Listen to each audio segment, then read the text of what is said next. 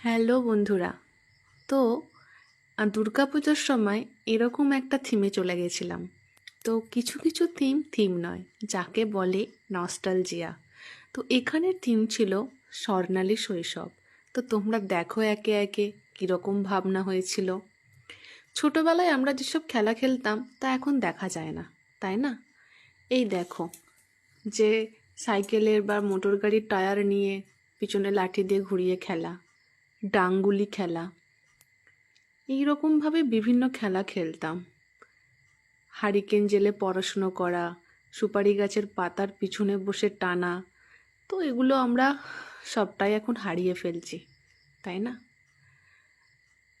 এই দেখো, মানে ছোটবেলায় যে বাবা মার সাথে ঠাকুর দেখতে যাওয়া, সেটাও কিন্তু এখানে ফুটিয়ে তোলা হয়েছে।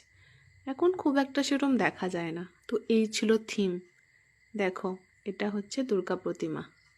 তো কেমন লাগলো এই থিম, বা কার কার মনে পড়লো যে ছোটবেলায় এগুলো খেলেছো, তো কমেন্ট করে জানিও। শুভরাত্রি বন্ধুরা, সবাই ভালো থেকো।